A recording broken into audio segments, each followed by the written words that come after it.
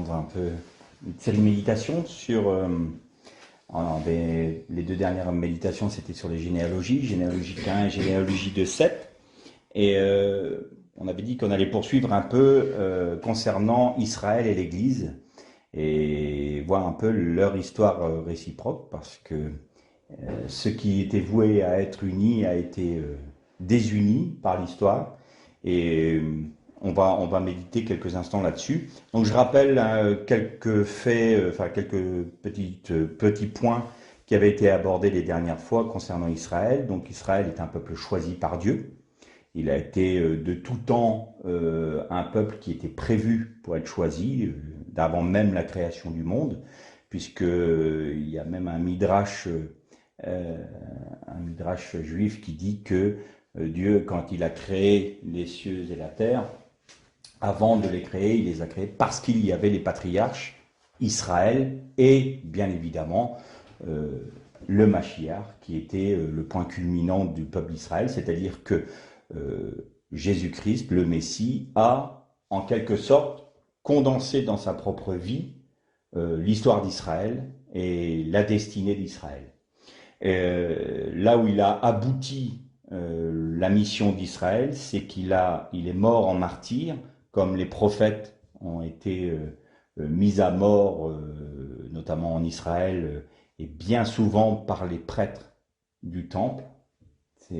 En règle générale, c'était les Sadducéens, et les prêtres du temple étaient toujours entre guillemets en guerre avec les prophètes, parce qu'il y avait une corruption qui se propageait souvent parmi les prêtres, où ils faisaient payer des tributs énormes au peuple pour notamment l'achat des animaux, des sacrifices, et ils prenaient des commissions énormes dessus, et notamment Calife, le grand prêtre du temps de Jésus, quand Jésus a été condamné à mort, quand il a pris sa fonction, je crois qu'il a augmenté de 250% le prix des tourterelles et des pigeons.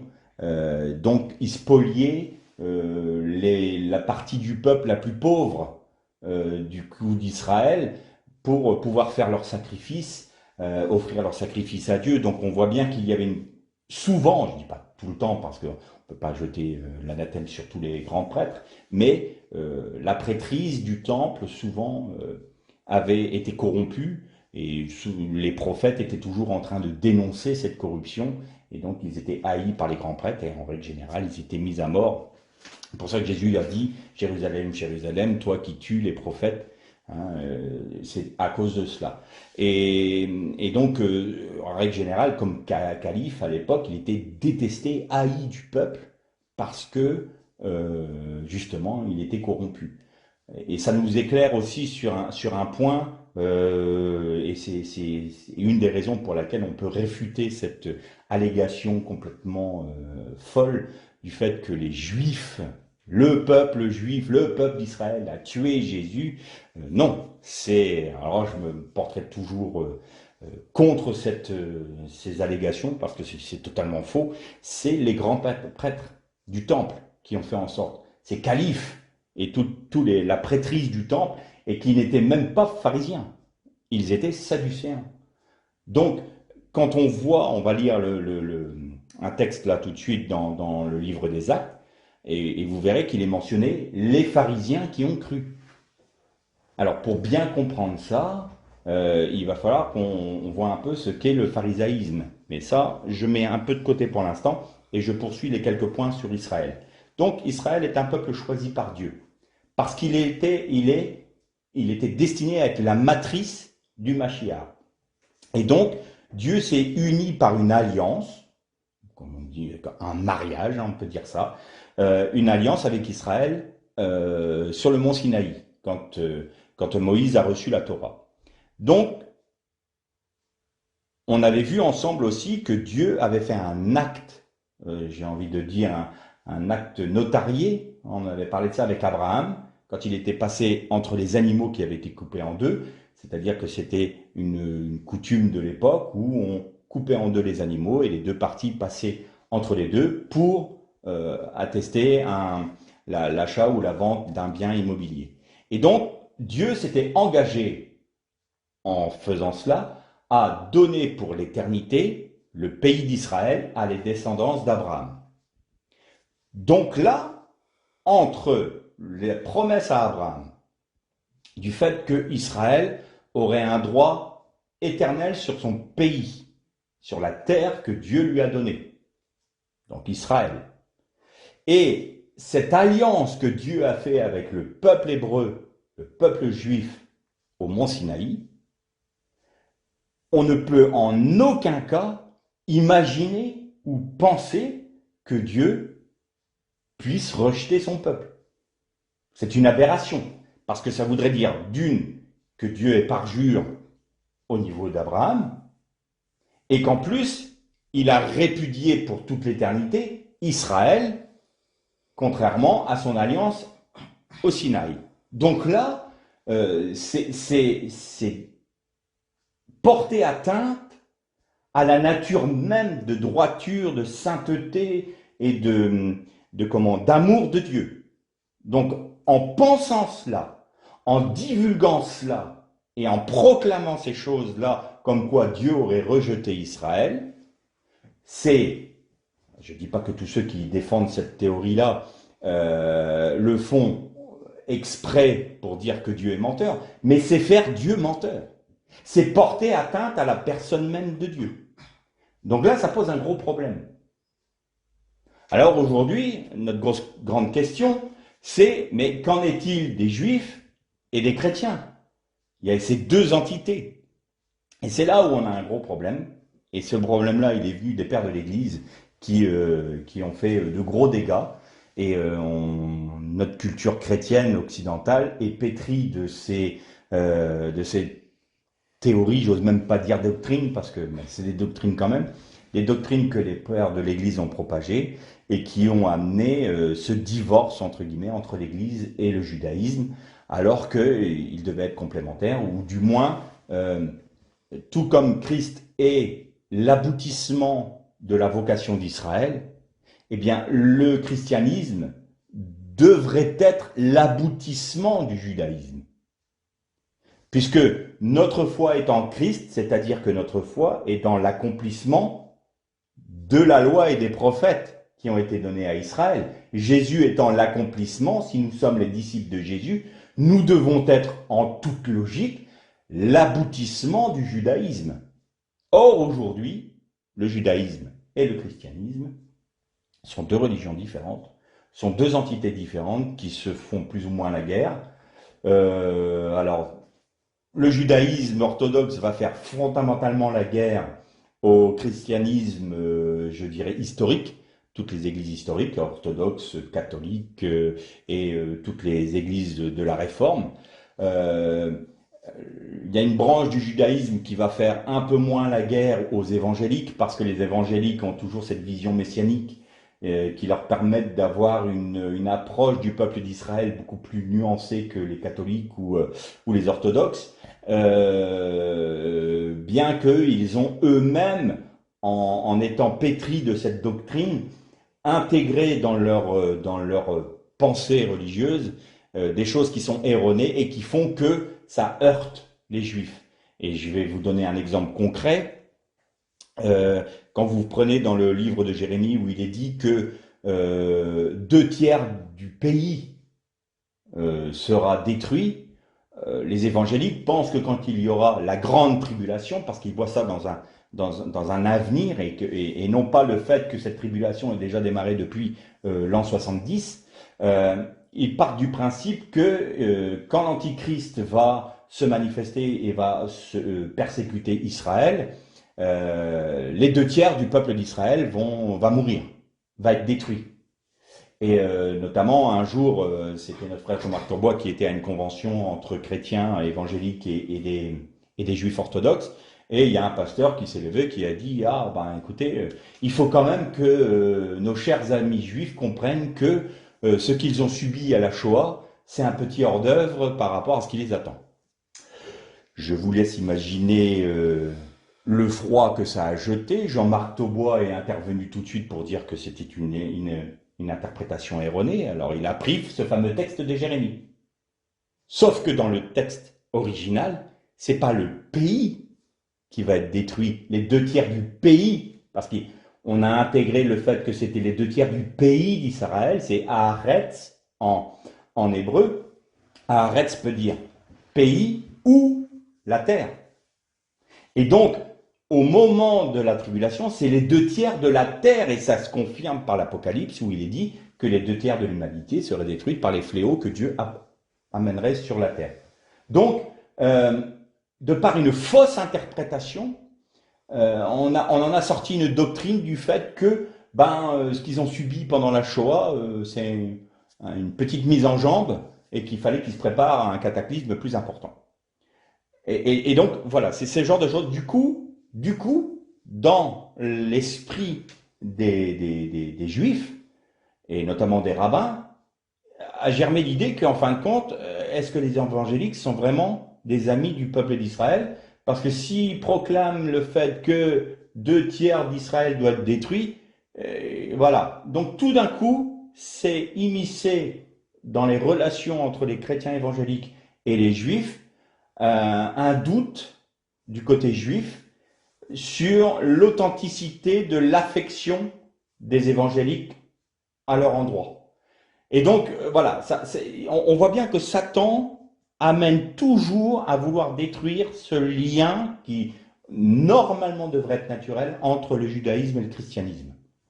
Et donc, il est important de remettre, j'ai envie de dire, le clocher au centre du village, et puis de remettre les choses dans leur perspective et dans leur juste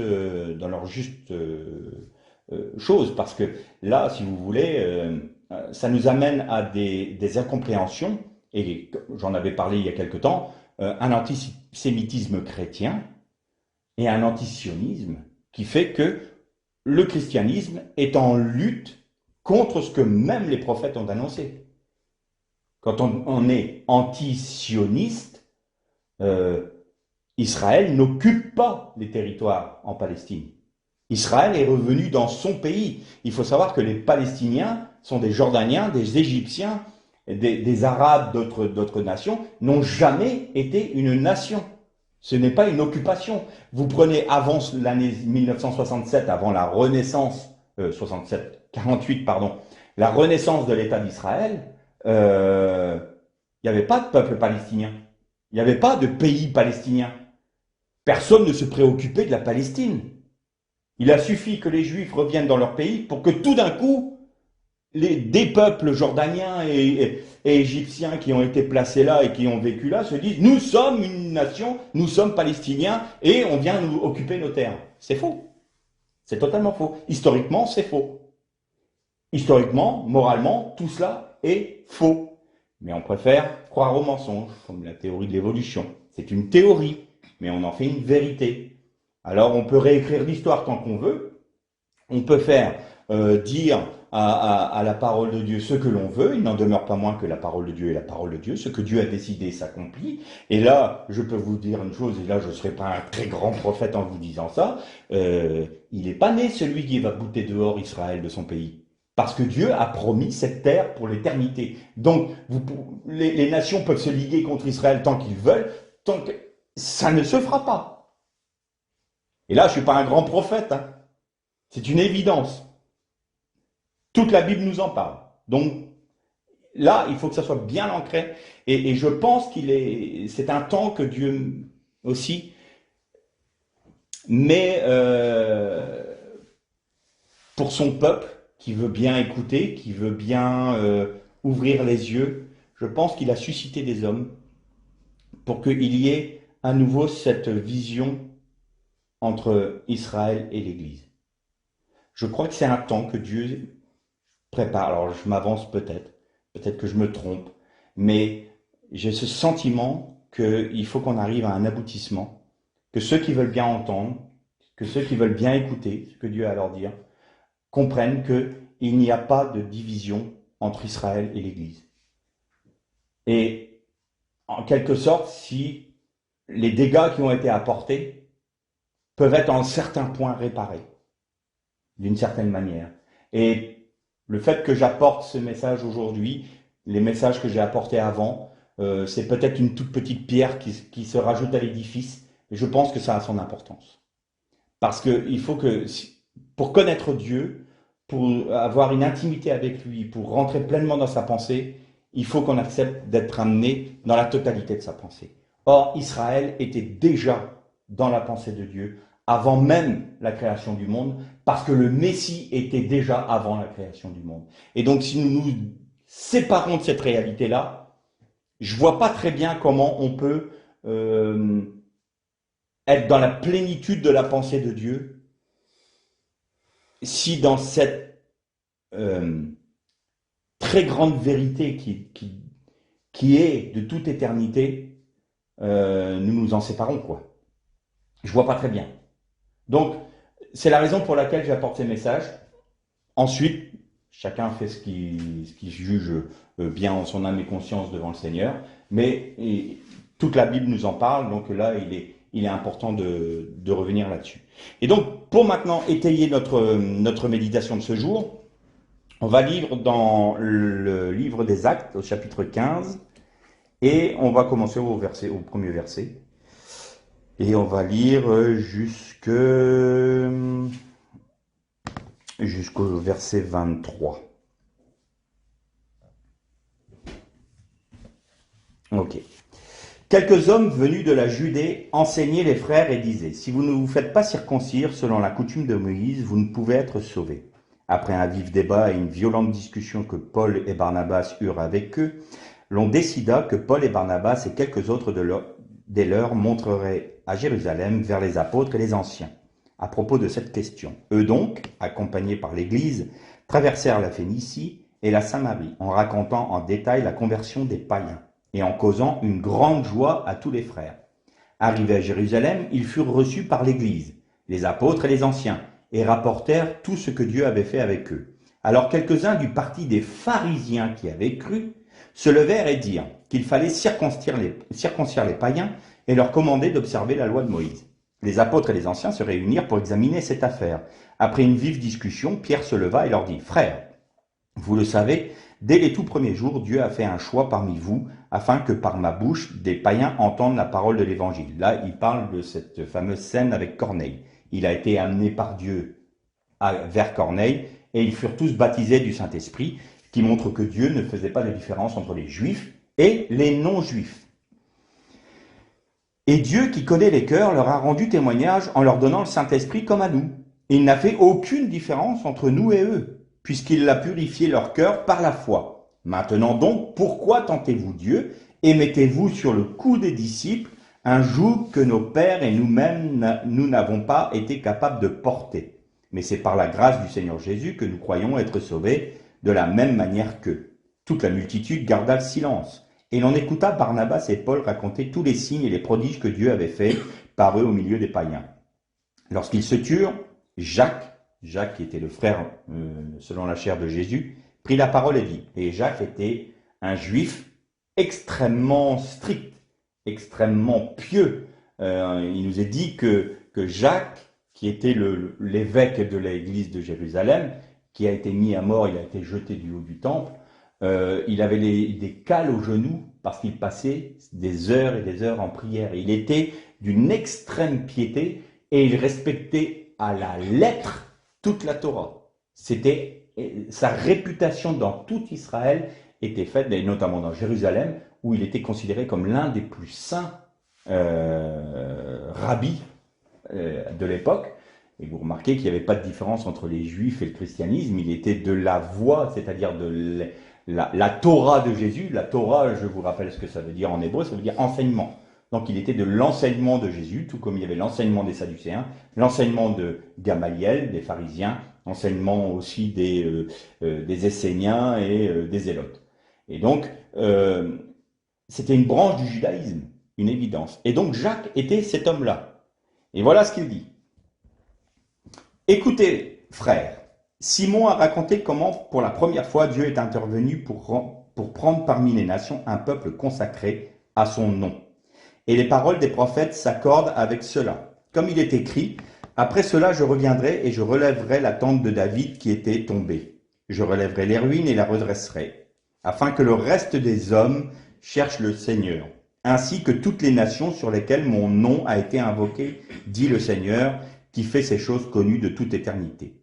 C'est pourquoi je juge bon de ne pas créer de difficultés à ceux des païens qui se convertissent à Dieu, mais de leur écrire qu'ils s'abstiennent des souillures, des idoles, de l'inconduite, des animaux étouffés et du sang. Car depuis les anciennes générations, Moïse a dans chaque ville des gens qui le prêchent, puisqu'on le lit chaque Shabbat dans les synagogues. Alors il parut bon aux apôtres et aux anciens, ainsi qu'à l'Église entière, de choisir parmi eux et d'envoyer à Antioche avec Paul et Barnabas, Jude appelé Barsabas et Silas, hommes estimés parmi les frères. Ils les chargèrent d'une lettre ainsi conçue. On va lire la lettre aussi. Vous, frères, les apôtres et les anciens, aux frères d'entre les païens qui sont à Antioche, en Syrie et en Cilicie, salut. Nous avons appris que quelques-uns de chez nous, auxquels nous n'avions donné aucun ordre, vous a troublés par leur discours et ont inquiété vos âmes. Il nous a paru bon, après nous être mis d'accord, de choisir des hommes et de vous les envoyer avec nos bien-aimés Barnabas et Paul, eux qui ont exposé leur vie pour le nom du Seigneur Jésus-Christ. Nous avons donc envoyé Jude et Silas qui vous apporteront de vive voix le même message, car il a paru bon au Saint-Esprit et à nous de ne vous imposer d'autre charge que ce qui est indispensable, savoir de vous abstenir des viandes sacrifiées aux idoles, du sang, des animaux étouffés et de l'inconduite. Vous ferez bien de vous en garder. Adieu. Eux donc prirent congé, descendirent à Antioche, et ils remirent la lettre à la multitude réunie. On arrêtera là notre lecture. Ce que nous venons de lire là, c'est ce qu'on appelle le décret apostolique.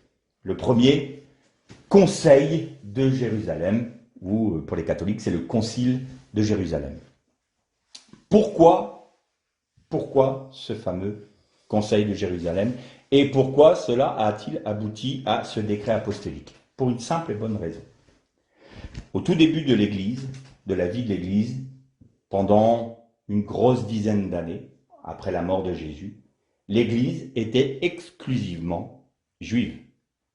Tout comme je venais de le dire, c'était la voie, c'est-à-dire l'enseignement de Jésus.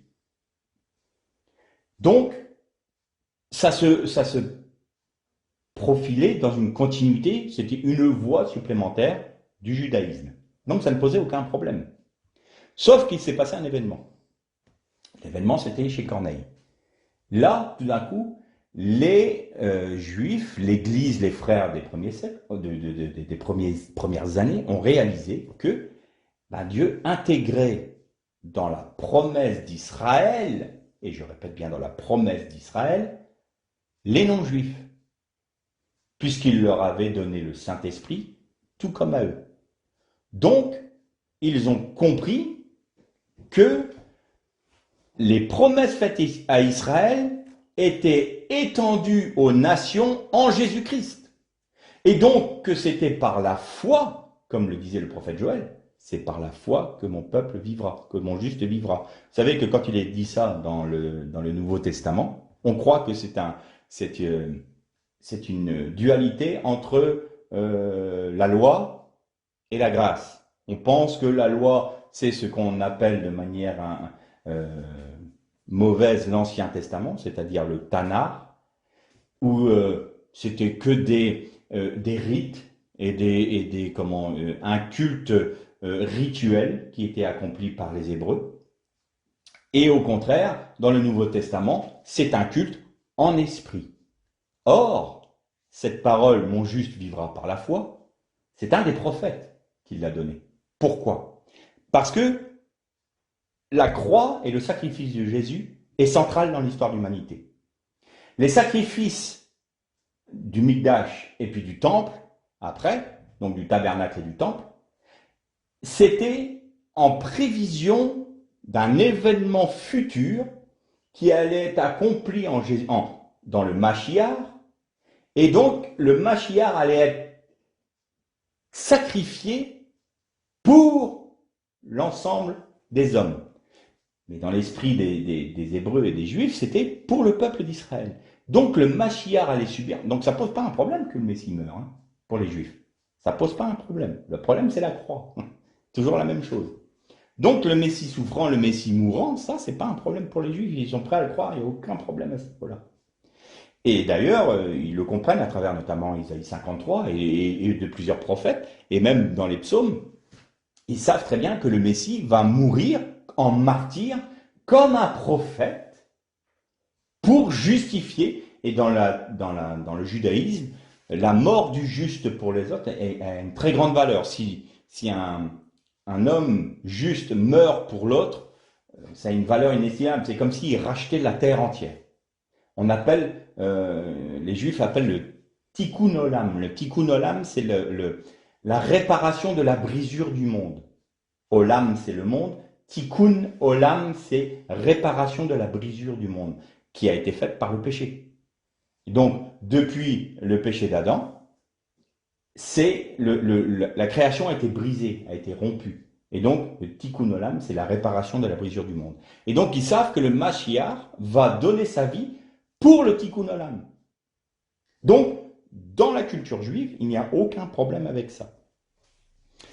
Et donc, du coup, ils ont réalisé que la foi faisait partie intégrante non seulement du peuple d'Israël dans le Tanakh, mais aussi dans l'Église.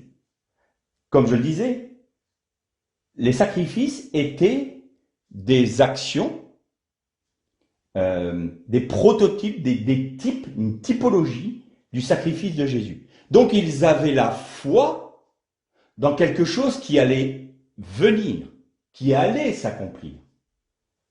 Or, depuis le sacrifice de Jésus, c'est l'inverse qui se fait. Nous vivons par la foi dans quelque chose qui s'est déjà accompli. Vous voyez? Donc, le peuple d'Israël partageait exactement la même foi que nous, dans ce fait central qui est le sacrifice et la mort du Messie. Donc, mon juif vivra par la foi, c'est une parole de toute éternité, non seulement pour Israël dans le Tanakh, mais aussi pour ceux qui ont placé leur foi en Jésus-Christ, parce que nous plaçons dans notre foi dans ce que attendaient les Juifs d'avant la naissance de Jésus. C'est aussi simple que ça. Donc c'est la même foi. Pas dans la même chronologie, mais c'est la même foi. Et donc là, ils ont réalisé, ça y est, il y a des païens qui rentrent, donc des païens, des goyim, c'est-à-dire des non-juifs de naissance, qui sont intégrés dans l'Église. Et donc là, problème. Tout comme il y avait différentes voies dans le judaïsme, dans l'Église des premiers temps, il y avait plusieurs écoles. Et notamment, il y en avait 3. La première, c'était celle qui va donner les Ébionites. Ébion, en hébreu, ça veut dire pauvre. Ça veut dire humble, quoi. Pauvre. Donc, les Ébionites, qui ne portaient pas encore ce nom-là à l'époque, mais qui sont devenus dans la suite du temps, après la chute du temple, après la destruction du temple, c'était cette branche de l'Église juive qui, justement, préconisait à tous ceux qui se donnaient au christianisme issu des nations de se faire circoncire et de respecter toutes les lois de Moïse. En quelque sorte, de devenir juifs. Or, c'est exactement ce qu'on demandait aux nations avant l'avènement du Seigneur Jésus et avant sa mort. Et si on ne voulait pas se faire circoncire, il y avait un statut particulier, ce qu'on appelle les guerres. Les guerres, c'était les aimants-dieux, les prosélytes. On appelle ça en hébreu les prosélytes de la porte. C'est-à-dire que ils rentrent, mais ils restent à la porte, en quelque sorte. Pourquoi? Parce qu'on leur impose non pas les 613 mitzvot, commandements de la Torah, mais les 7 lois noachiques. Donc, je vous rappelle grosso modo, c'est un seul Dieu, monothéisme, tu ne te feras pas d'idole, tu ne te feras pas d'image taillée, tu ne mangeras pas le sang de l'animal, tu ne mangeras pas d'animaux étouffés, tu ne commettras pas l'impudicité, et vous vous ferez des tribunaux pour rendre une forme de justice divine dans le monde. Ça, c'est les lois noachiques. Donc, on leur demandait de vivre selon les lois noachiques. Et ce faisant, ils avaient le droit de rentrer dans le culte de la synagogue, de participer aux fêtes juives, Mais ils avaient quand même un statut inférieur aux juifs pleins, j'ai envie de dire, quelque sorte. Le circoncis ou de naissance. Et donc, il y avait quand même une certaine différence. Le juif était supérieur aux guerres, ou supérieur aux prosélytes. Et donc, il y avait cette notion de différence sociale, entre guillemets, ou du moins religieuse. Or, Paul annonce qu'il n'y a aucune différence entre le juif et le grec. Ça pose un problème aux juifs. Alors on pourrait se dire, oh quand même, ils sont terribles, imposer ça, qu'est-ce que ça veut dire?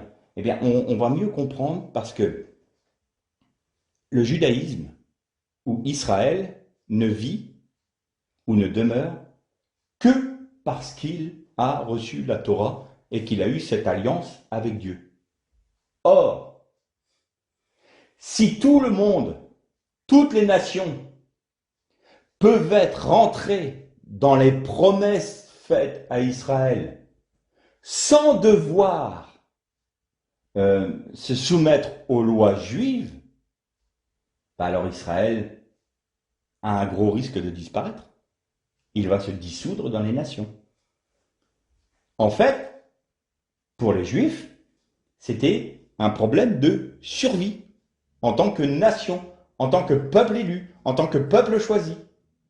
Et c'est pour ça qu'il y avait une très forte opposition contre Paul, et Paul, tout du long de son ministère, sera toujours en opposition avec ces fameux judaïsants, dont il est parlé au premier verset, notamment les Galates. Ils étaient allés chez les Galates pour leur dire qu'il fallait qu'ils se fassent circoncire. C'est pour ça que Paul a dit, vous aviez commencé par l'esprit et maintenant vous allez terminer par la chair. Si vous vous mettez sous le joug de la loi, vous devez respecter toute la loi, parce que si vous ne respectez pas un des commandements, c'est contre toute la loi que vous péchez, que vous transgressez.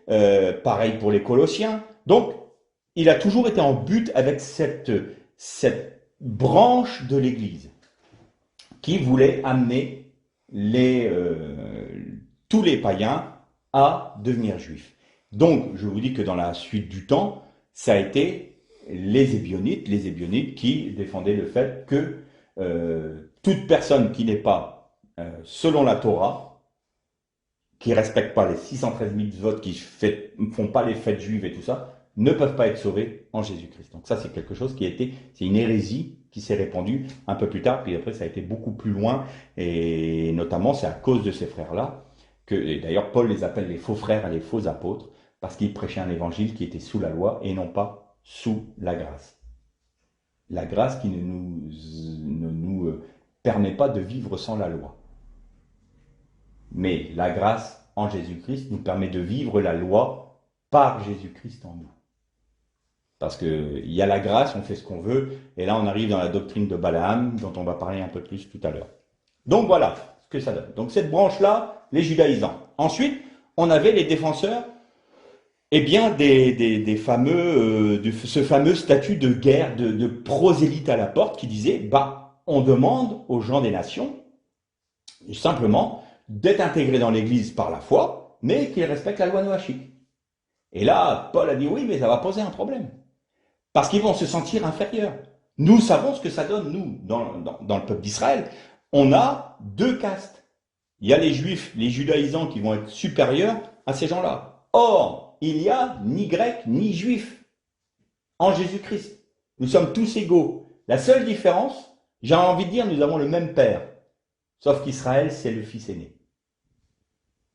Mais nous avons les mêmes promesses. Nous sommes le frère cadet d'Israël. Nous les chrétiens. Si on veut une image, c'est ça.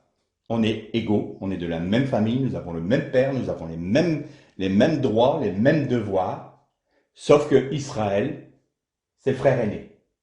Donc, c'est pas qu'il est au-dessus des chrétiens, mais il a, j'ai envie de dire, la prééminence. C'est lui en premier. Et c'est rien d'autre que ce qu'a dit Jésus. Allez dans tout Jérusalem, puis dans tout le pays d'Israël jusqu'en Samarie, et enfin jusqu'aux extrémités de la terre. Donc on voit que c'est une force centrifuge de Jérusalem, Israël et les nations.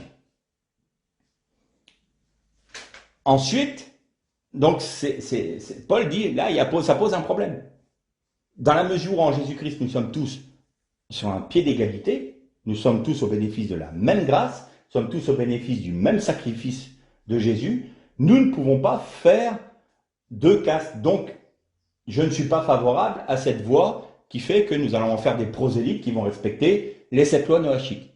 Et lui, il était plutôt de la branche dite libérale de l'Église, c'est-à-dire que, ce que je viens de dire, tout le monde est égaux, donc c'est par la foi en Jésus-Christ et dans le sacrifice de Jésus que nous sommes sauvés et que nous avons le droit aux promesses faites à Israël.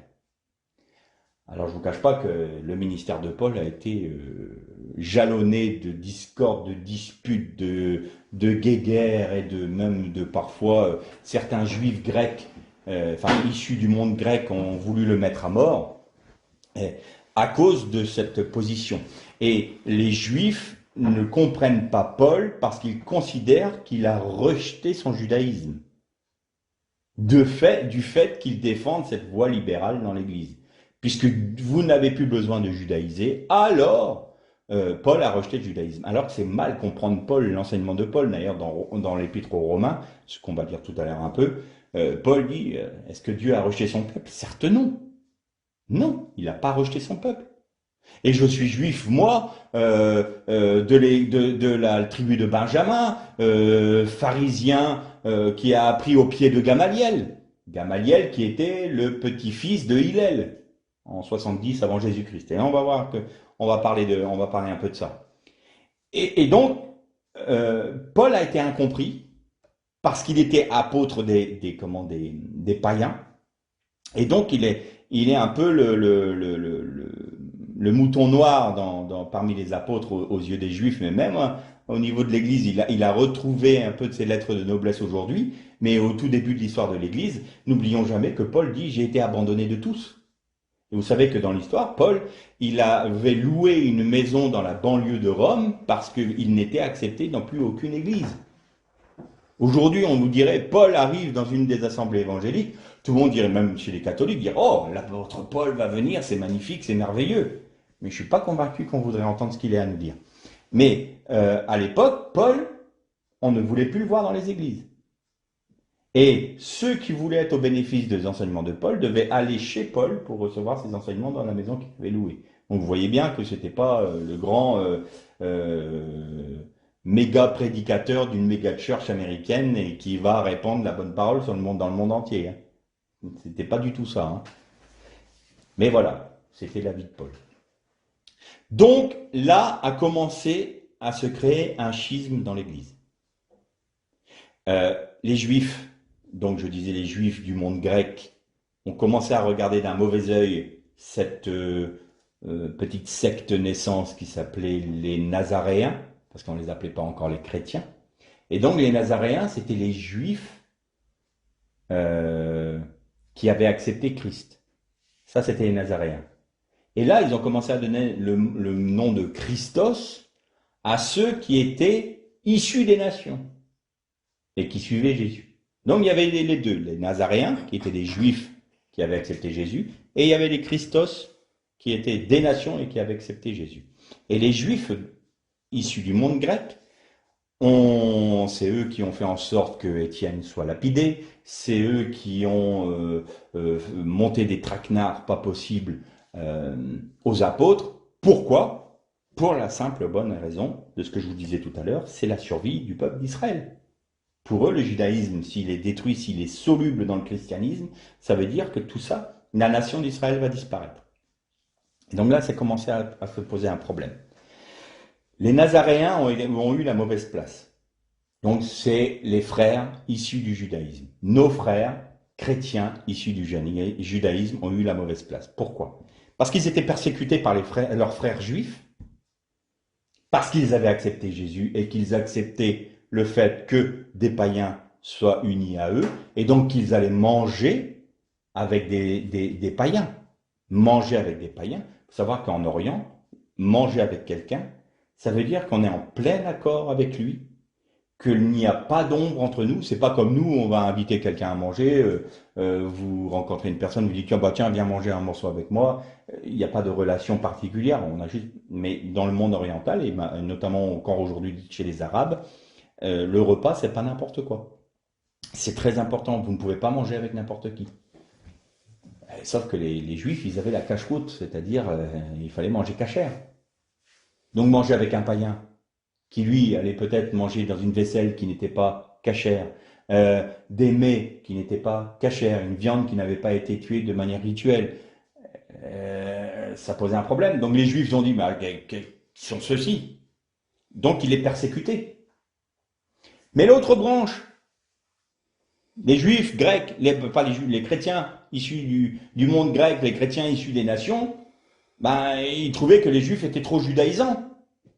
Parce que nos frères juifs issus du judaïsme, eux, continuaient à respecter les lois de Moïse, parce qu'ils demeuraient juifs. Paul disait, l'esclave demeurera esclave, le juif demeure juif, le grec demeure grec. Mais ils sont tous égaux devant Dieu. Mais ils gardent leur état. C'est comme si on disait, une femme ne va pas devenir un homme parce qu'elle s'est donnée à Jésus. Un juif est un juif, un grec est un grec, un esclave est un esclave, un serviteur est un serviteur. Voilà, un maître est un maître. Donc, ça ne change pas l'appartenance sociale ou ethnique. Sauf que, devant Dieu, nous sommes tous égaux. Donc, les Juifs, les Nazaréens, poursuivaient la cacheroute, les 613 mitzvot, ils respectaient les fêtes juives, ils montaient au temple, ils vivaient leur judaïsme. Mais, dans l'accomplissement en Jésus-Christ. Et donc, eux, ils étaient persécutés par les païens. Les chrétiens issus des nations. Donc, ils se sont retrouvés entre le marteau et l'enclume. Et ça a duré pendant quelque temps, jusqu'à un tel point où ils ont, pour ainsi dire, disparu de l'histoire.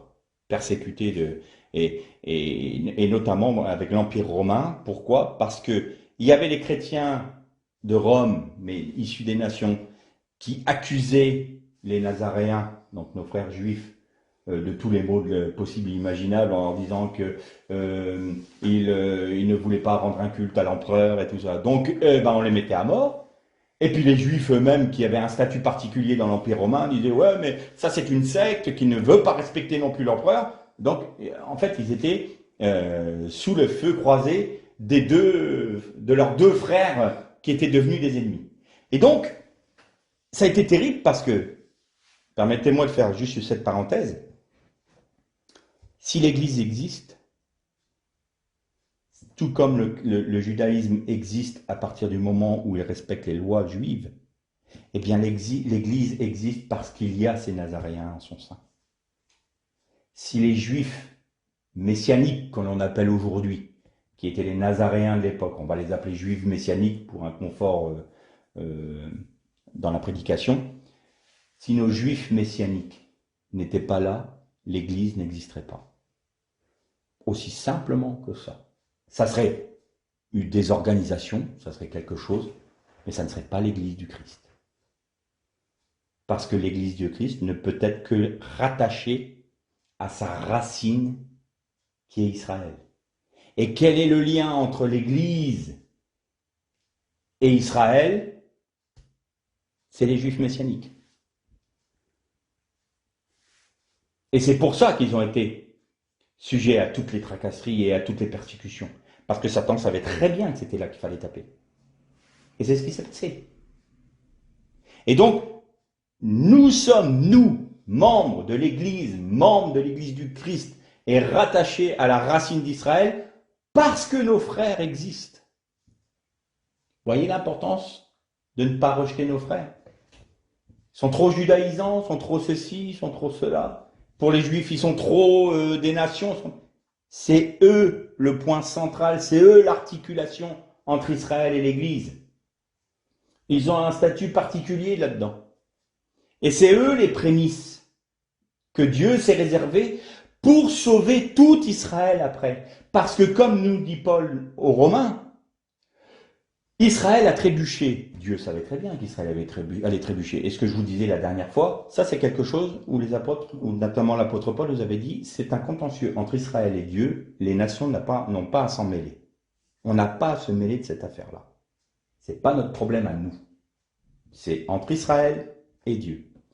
Mais le fait qu'ils aient trébuché, eh bien Dieu utilise ce fait-là pour permettre aux nations de rentrer, eux, dans la promesse.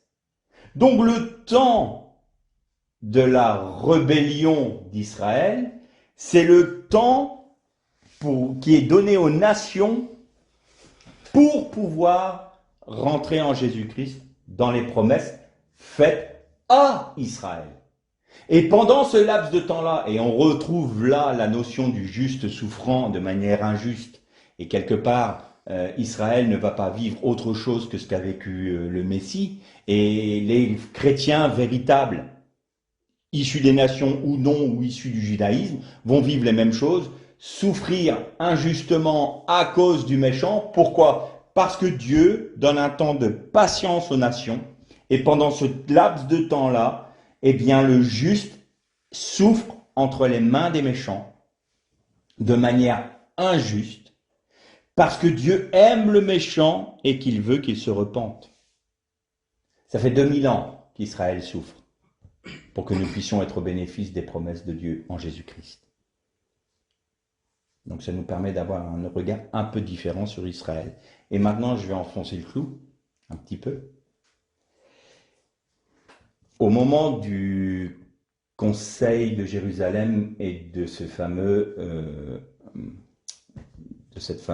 épisode que nous avons lu là dans Acte 15, ceux qui dirigeaient l'Église, c'était l'Église de Jérusalem, c'était les Juifs. Les frères qui ont écrit cela, qui ont annoncé ça à toutes les églises, savaient très bien que mécaniquement, un jour, les Juifs seraient minoritaires dans l'Église. Ils savaient très bien que les nations allaient prendre le contrôle, entre guillemets, de l'Église. Et nos frères juifs de l'époque ont très bien compris ce qui arrivait. Pourtant, devant Dieu, en tant que fils aînés, ils avaient le droit de revendiquer auprès de Dieu de garder les rênes de l'Église. Or, ils ont eu l'humilité de laisser les rênes de l'Église aux nations, aux chrétiens issus des nations. Qu'est-ce qu'on en a fait? De cet acte d'humilité, de cet acte d'amour que nos frères ont eu pour nous, issus des nations, qui ne sommes pas juifs de naissance, qui n'avons pas été circoncis, qui ne respectons pas les lois de Moïse, eh bien les Juifs, nos frères juifs devenus chrétiens, ont dit, on accepte qu'un jour, ce soit vous qui dirigez l'Église. Et ce faisant, ils savaient très bien que le risque qu'ils prenaient, c'était de disparaître. Et nous, les nations, qu'est-ce qu'on a fait depuis les pères apologètes de l'Église? Eh bien, on a commencé à se dire que les Juifs avaient tué Dieu, que les Juifs étaient une sous-race. Vous reprenez Origène, vous reprenez jusqu'à Saint Augustin. Saint Augustin a repris le décret apostolique pour s'en moquer.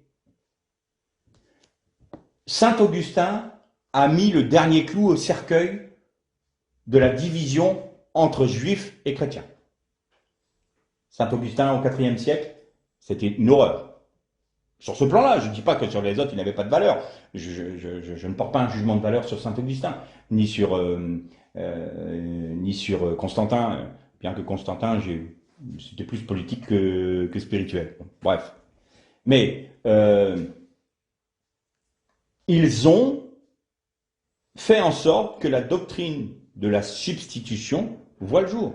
Et donc, c'était quoi? Eh bien, je vais vous annoncer des belles, hein. Eh ben, les pères de l'Église, ils y allaient fort. Et le pire de tous, c'était Chrysostome, Jean Chrysostome, qui était l'évêque de Sainte-Sophie à Constantinople. Alors lui, il a prêché pendant 6 dimanches, je crois que c'était 6 dimanches, sur le fait que les Juifs étaient des satanistes, qu'ils buvaient du sang, ils mélangeaient du sang dans leur... j'ai oublié le nom hébreu, le pain sans levain. Bon, enfin, bref, le pain sans levain. Ils mélangeaient le sang des enfants qu'ils avaient kidnappés, des enfants chrétiens, pour des choses abominables, et qu'il valait mieux un père de l'Église, hein, qui prêche ça en chair, qu'il valait mieux aller dans un lupanar, c'est-à-dire dans une maison close, que d'aller dans une synagogue. Que c'était moins grave d'aller voir les prostituées que de rentrer dans une synagogue. Parce que vous alliez faire de l'adoration à Satan. On en est arrivé là. Mais avant ça, eh ben, c'est ce que défendait saint Augustin, et notamment avec le platonisme, le néoplatonisme. Qu'est-ce que c'est? Eh bien, c'est la philosophie grecque qui est rentrée dans l'Église. Et avec ça, ils ont fait une tambouille. On a mélangé la philosophie grecque, on a pris un peu de philosophie juive, notamment avec Philon d'Alexandrie, qui lui a tout repris la Torah et l'a rendu allégorique.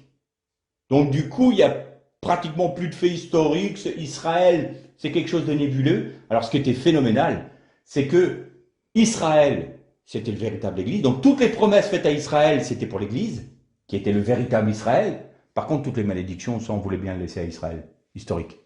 Parce que, pas tout. Donc, on voulait bien prendre les bénédictions. Vous voyez bien que c'était complètement ubuesque. On voulait bien prendre les bénédictions qui étaient faites à Israël pour le compte du, entre guillemets, le vrai Israël qui est l'Église. Par contre, les malédictions, on vous les laisse. Hein. On ne veut pas s'en charger, quoi. Ridicule. Ridicule. Et donc, on a mélangé la philosophie grecque avec de la philosophie juive.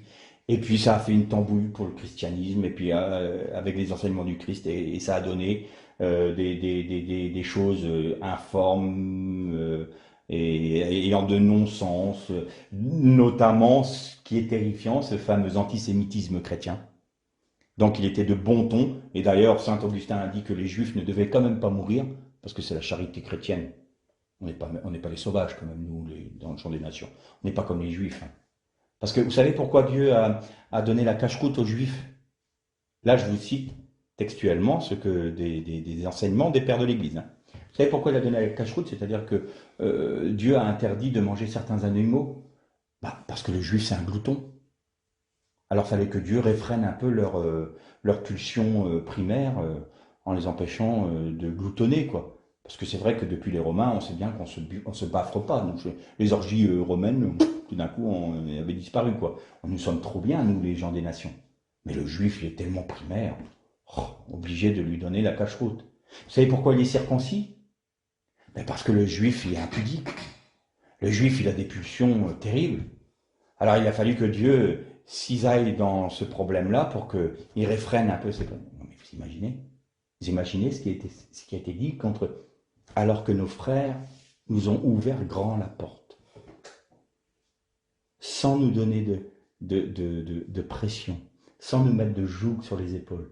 Alors je ne suis pas en train de dire que les juifs sont les plus beaux, les plus grands, il y a à boire et à manger, il y a des juifs qui tiennent une haine terrible contre les chrétiens parce qu'ils ne veulent pas reconnaître le Christ et qu'ils seraient prêts à le recrucifier, c'est pas le problème. Je ne dis pas qu'ils sont tous des grands saints, mais il faut aussi qu'on balaye un peu à notre porte. Ça va pas. Qu'est-ce que disait Paul? Paul disait aux Juifs, écoutez, ne demandez pas aux païens d'être circoncis, de suivre la cache-route, de suivre les commandements de Moïse. Et il disait aux chrétiens issus des nations, faites aussi un petit effort. Si vous mangez, parce qu'avant la Sainte Seine, nous, aujourd'hui, c'est un repas symbolique, mais à l'époque, c'était un vrai repas.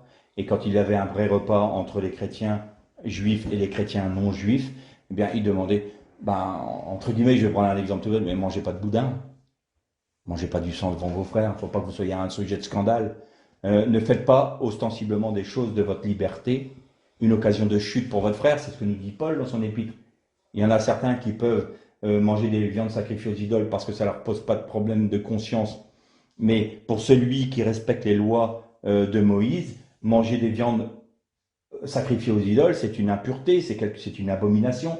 Alors, pour votre frère juif, issu du judaïsme, n'en mangez pas, n'allez pas le heurter, tout doit se faire, et d'ailleurs c'est la loi, hein, c'est le résumé de la loi, tout doit se faire pour l'amour du prochain, pour le bien du prochain.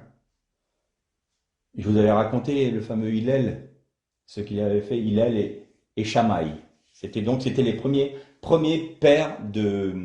les pères de rabbins qui dirigeaient Israël normalement. Donc il y avait un qui était plus dans le côté juridique et un autre qui s'occupait plus du côté politico-religieux.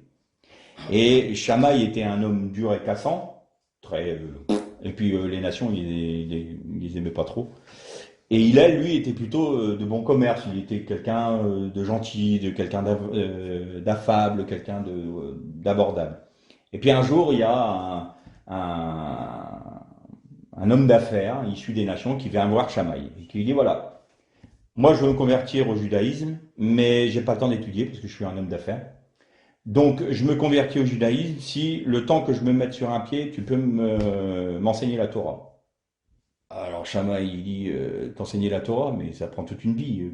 Ah non, non, j'ai pas le temps, il faut que tu me l'enseignes. Ben, il dit, regarde, tu vois la porte là-bas, elle te tend les bras, vas-y, tu peux la prendre et tu t'en vas. Moi, je te résume pas la Torah le temps que tu es sur un pied. Très bien, donc il s'en va, puis il va voir Hillel. Il dit à Hillel, voilà, je suis un homme d'affaires, il dit la même chose. Est-ce que tu peux me résumer la Torah ou m'enseigner la Torah le temps que je suis sur un pied? Hillel dit, oh, pas de problème, mets-toi sur un pied. Ne fais pas aux autres ce que tu ne voudrais pas qu'on te fasse. Ça, c'est la loi. Tout le reste, c'est des commentaires. Et c'est devenu ce qu'on appelle la règle d'or du judaïsme. Ne fais pas aux autres ce qu'on ne voudrait pas, ce que tu ne voudrais pas qu'on te fasse. Et Jésus a repris cette parole d'Hillel, mais en positif. Faites à l'autre ce que vous aimeriez qu'on vous fasse. Et il y a une chose terrible. Et vous allez voir quand même que cette notion d'antisémitisme est bien ancrée dans notre culture gréco-romaine. C'est que dans vos traductions, là on vient de lire le décret apostolique, il manque une phrase. Elle a été enlevée. Elle a été enlevée par les moines copistes sous la direction de Constantin et d'Augustin. Donc, les apôtres ont dit, nous vous demandons de vous abstenir des impuretés aux idoles, des idoles, de l'impudicité, et de manger du sang. Hein. Abstenez-vous de ces choses. Et il y avait une autre phrase. Et ne faites pas aux autres ce que vous ne voudrez pas que l'on vous fasse. Sauf que saint Augustin et Constantin ont considéré que c'était trop juif, cet insert. Donc on l'a gommé. Voilà ce que ça donnait. Et quand vous prenez les textes les plus anciens du livre des Actes, vous avez cette phrase qui est dedans. Mais trop juive. Alors qu'est-ce qu'elle a fait l'Église? Et le temps tourne, je vais essayer d'être rapide maintenant. Eh bien, depuis les pères de l'Église, ça a commencé donc à faire des tracasseries aux Juifs, à se mettre contre les Juifs. Et au bout d'un moment, il y a eu une guerre forte entre les deux. Et ce qui a été le point de démarrage de cette grande division entre c'était vraiment la destruction du temple. La destruction du temple a été un drame pour les Juifs, mais également pour les chrétiens, parce qu'il n'y avait plus de base. Plus de base du tout. Et là, il y a une guerre qui s'est créée entre les deux. Et les pères de l'Église ont amené la philosophie grecque, et notamment ce qu'on appelle le gnosticisme, la gnose. Alors, il y avait deux voies dans la gnose. Il y avait les ascètes, c'est-à-dire que, tout comme disent les philosophes grecs, l'homme est en deux parties. La partie spirituelle, l'esprit, qui est pur, et la chair, le corps, qui est le mal. Donc il y a deux dieux. Il y a le Dieu du bien qui a créé l'esprit de l'homme, du pur esprit, et le Dieu qui a créé la matière, qui est le mal. Et donc, pour sortir de cette condamnation du Dieu du mal, eh ben, il fallait tenir son corps dans l'ascétisme, ne pas céder aux injonctions du corps. Et la mort est une forme de délivrance, parce qu'on rejoignait le monde des purs esprits. Donc ça c'est issu de la philosophie grecque. Et donc on l'a transposé dans le christianisme. D'où la voie gnostique des ascètes, les moines ascètes, les ermites qui refusent à leur corps les moindres choses, alors que c'est complètement anti-biblique, parce que Dieu, quand il a créé la matière, il a dit cela est très bon. Dieu n'a jamais dit que c'était quelque chose de mauvais. Et il y a une autre forme de gnosticisme qui était les nicolaïtes. Puisque le corps est mauvais et qu'il est voué à la mort et à la destruction, bah alors faisons ce qu'on voulons avec notre corps. Alors vous pouvez faire tout ce que vous voulez, hein, l'impudicité, tout ce que vous pouvez rêver de pire et possible, vous pouvez le faire. Puisque de toute façon, ce qui compte, c'est votre esprit. Et tout ça, c'est de la philosophie grecque. Et c'est répandu dans le christianisme. Et cette voie ascétique de la gnose a été reprise par Marcion, ce fameux Marcion, qui était l'opposé des Ébionites. Les Ébionites, c'était judaïsant, il faut respecter la Torah, parce qu'autrement, vous ne pouvez pas être sauvé, même si vous croyez en Jésus-Christ. À l'inverse, Marcion disait non, dans l'Ancien. Et c'est lui qui a d'ailleurs dit l'Ancien Testament, qui a inventé le terme Ancien Testament, pour dire tout ça c'est ancien, tout ça c'est passé, tout ça c'est à rejeter. Il faut rejeter la Torah, parce que c'est le Dieu du mal, la Torah. Et le Dieu du bien, c'est Jésus-Christ. Vous voyez, les deux dieux, on les retrouve dans la pensée de Marcion.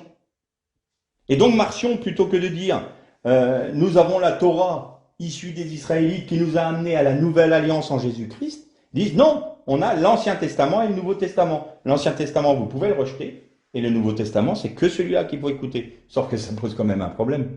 Tout le Nouveau Testament, chaque texte du Nouveau Testament est basé sur un texte du Tanakh. Je ne dis plus l'Ancien Testament, je déteste ce terme. Du Tanakh, c'est-à-dire de la loi et des prophètes. Donc, c'est ridicule. Mais, et d'ailleurs, pour la petite histoire, vous savez que l'apôtre Jean, c'est Eusèbe d'Alexandrie qui raconte ça dans son livre L'histoire de l'Église, qui raconte que Jean a rencontré Marcion un jour, à Rome.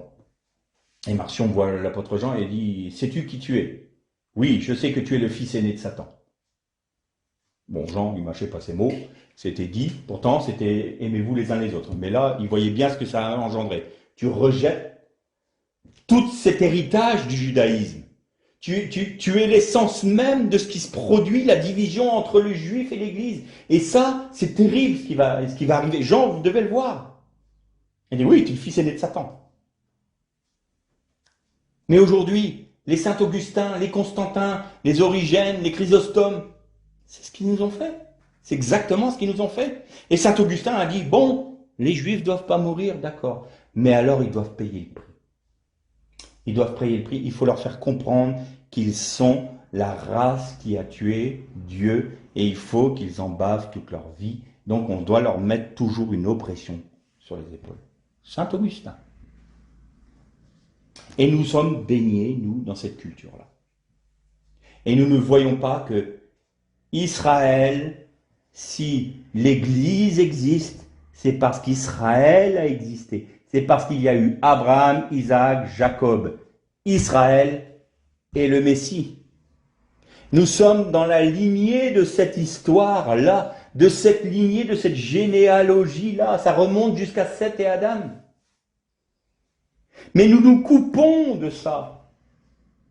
Encore une chose terrible quand il est dit dans l'Épître aux Romains, certaines branches ont été retranchées de l'olivier franc, de l'olivier cultivé, et vous avez été hantés. Louis II, sans vergogne, à la place des branches retranchées. C'est-à-dire on a retranché toutes les branches qui étaient Israël, et on vous a mis, donc ça a alimenté, et c'était d'ailleurs issu de cette théologie, de cette doctrine de la substitution.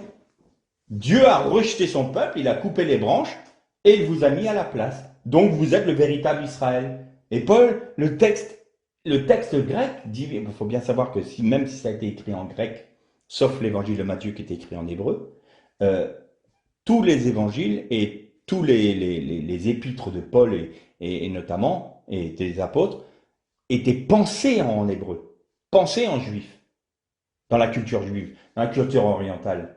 Donc, vous prenez un texte qui est pris dans la Torah ou dans le Tanakh et vous le retransposez en grec, jusqu'aux fautes d'orthographe qui ont été retransposées dans le grec.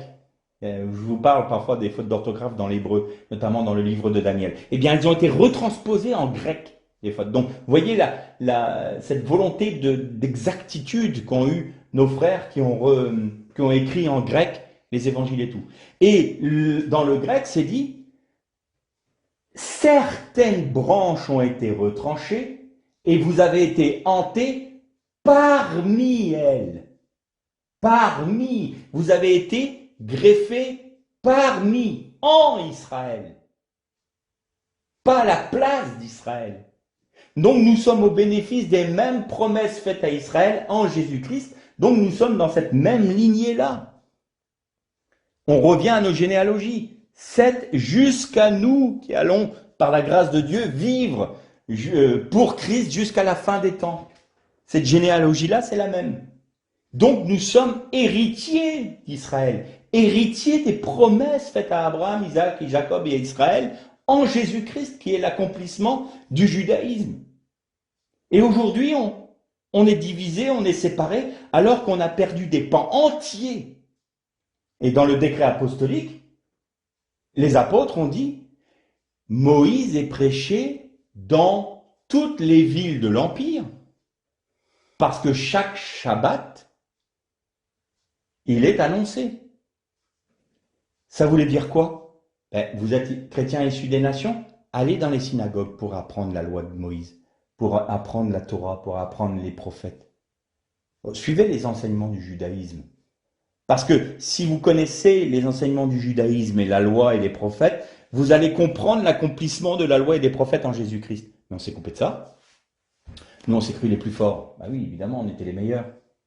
Dans le résultat, on le voit bien.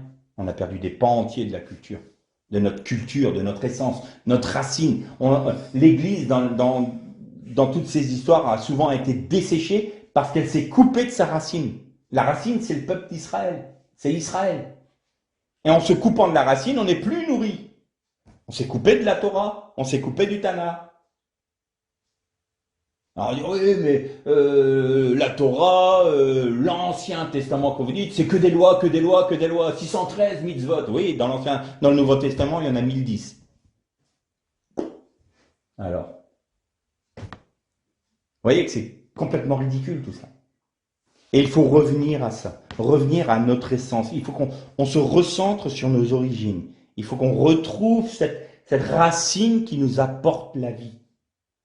Il faut qu'on rompe avec toute cette culture occidentale du christianisme qui a rejeté ses racines juives, qui a rejeté le peuple d'Israël et qui se croit supérieur, alors que Paul aux Romains, j'aurais pas le temps de le lire, mais relisez le chapitre 9, 10 et 11 de l'Épître aux Romains, où Paul dit « Ne vous trouvez pas, ne vous considérez pas comme supérieur à vos frères juifs. » On le fait allègrement.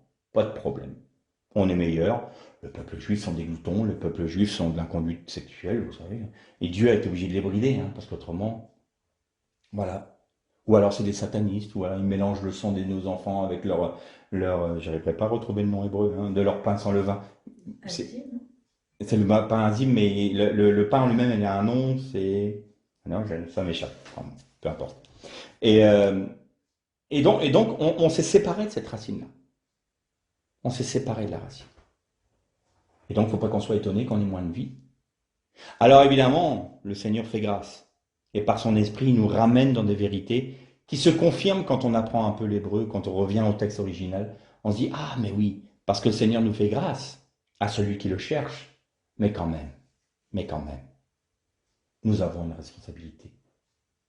Et aujourd'hui, notre responsabilité, c'est à notre petite place, dans notre petite mesure, réparer ce qui a été détruit par les pères de l'Église et par toute cette culture qui nous a été enseignée, qui nous a été propagée. Reprenons, réapprenons à connaître nos racines. Qu'est-ce que c'était le judaïsme? Quelle était la culture juive? Quelle était la culture de la Torah? Pourquoi les juifs font ci? Pourquoi ils font cela? Et nos frères messianiques. Bénissons le Seigneur pour nos frères messianiques. Remercions, louons-le pour nos frères messianiques. Parce que sans eux, nous n'existons pas. Ils sont les prémices que Dieu s'est réservées pour que tout Israël soit sauvé. Et s'ils n'existaient pas, nous n'existerions pas non plus. Alors, il faut qu'on ait nous-mêmes un esprit d'humilité envers nos frères messianiques.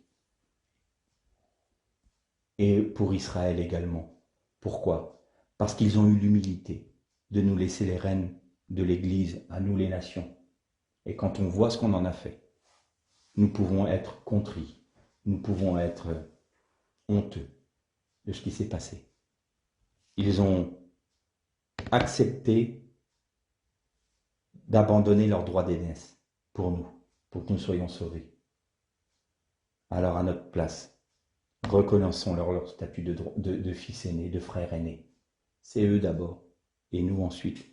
On est égaux, mais eux d'abord, et nous ensuite.